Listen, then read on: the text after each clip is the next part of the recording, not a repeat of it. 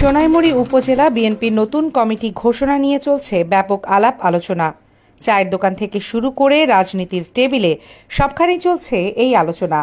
তবে এর মধ্যে সোনাইমুড়ি উপজেলা বিএনপির সদ্য বিদায়ী কমিটির যুগ্ম আহ্বায়ক মাসুদের রহমান রয়েছেন আলোচনার কেন্দ্রবিন্দুতে। মাসুদের রহমানের রাজনীতির সূচনা হয় 2001 সালে দেউটি ইউনিয়ন ছাত্রদলের সাধারণ সম্পাদকের মাধ্যমে।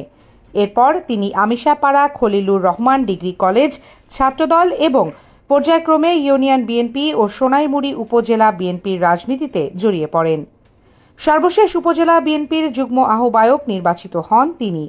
দলের দুঃসময়ে দায়িত্ব পেয়ে যে কোনো কর্মসূচিতে নেতাকর্মীদের সাথে নিয়ে নিজের অবস্থার জানান দিয়েছিলেন মাসুদের রহমান। যে কোনো সময়ে বিএনপির ডাকা হরতাল অবরোধ সহ যে কোনো কর্মসূচিতে অংশগ্রহণ করার ছবি ভিডিওগুলো সেটারই প্রমাণ দিচ্ছে। দলীয় নেতাকর্মীদের মামলা হামলা সহ যে কোনো বিপদে মাসুদের রহমানকে পাশে দাঁড়াতে দেখা গেছে। মাসুদ ভাই কেবল দেউটি ইউনিয়ন রাজনীতি করতো না, উনি একজন দেউটি ইউনিয়ন নেতা হয়ে উনি পুরো উপজেলা যেখানে যে কর্মী বিপদ করতো, বিশেষ করে আমাকে যেটা প্রমাণ দিই, আমি এবং আমার জয় আইলেন নোয়াখালী বুকে আমরা সর্বপ্রথম এরেস্ট হই 10 ডিসেম্বর ঢাকাতে 2022 সালে। তখন ওনার সর্বোচ্চ ভূমিকা 5 মাস আমাদেরকে জেল গেটে যায় দেখতে যাইতো, আমাদের পরিবারের খবর নিত, তারপরে ওখানে যাই আমাদেরকে দেখে আসতো, টাকা পয়সা দিয়ে আসতো। সর্বশেষ জামিনের জন্য উনি অনেকগুলো গাড়ি বহর নিয়ে আমাদেরকে কাশিমপুর থেকে রিসিভ করেন, ওখান থেকে আনি খোকন ভাইয়ের বাসায় নিয়ে আসে চেম্বারে, ওখান থেকে আবার পার্টি অফিসে নিয়ে আসে, পার্টি অফিসে আমাদেরকে ফুল দিয়ে বরণ করে নেয়। মানে ওনার করণীয় মানে কি বলবেন, এক কথায় অতুলনীয়।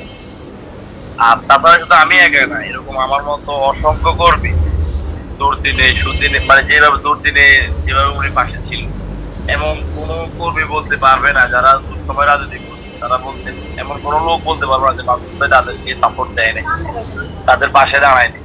এছাড়াও নোয়াখালীতে সর্বশেষ বন্যা কবলিত সাধারণ মানুষের জন্য আশ্রয় কেন্দ্র স্থাপন, ত্রাণ সাহায্যের মাধ্যমে নিজেকে সাধারণ মানুষের কাছাকাছি নিয়ে গিয়েছিলেন তিনি।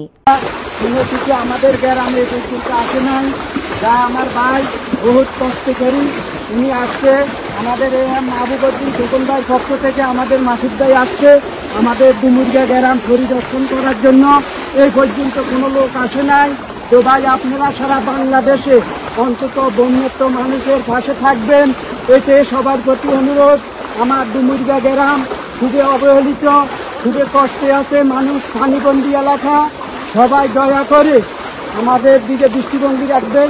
দলের দুঃসময়ে দলীয় সিদ্ধান্ত অমান্য করে অনেকে স্থানীয় নির্বাচনে অংশগ্রহণ এবং আওয়ামী ফ্যাসিবাদের সাথে তাল মিলিয়ে রাজনীতি করলেও মাসুদের রহমান ছিলেন অন্যদের থেকে ভিন্ন। তিনি দলের প্রতি শ্রদ্ধাশীল এবং দায়িত্বশীল থেকে নেতাকর্মীদের জন্য কাজ করে গেছেন।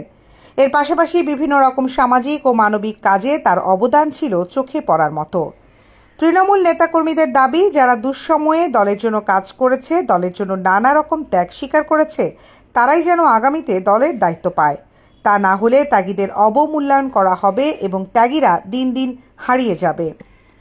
মাসুদের মতো লোক যদি নেতৃত্বে আসে তাহলে কোথাও কোনো কর্মী অবহেলিত হবে না, কর্মীদের সঠিক মূল্যায়ন হবে, দল একটা সঠিক নেতৃত্বে আসবে,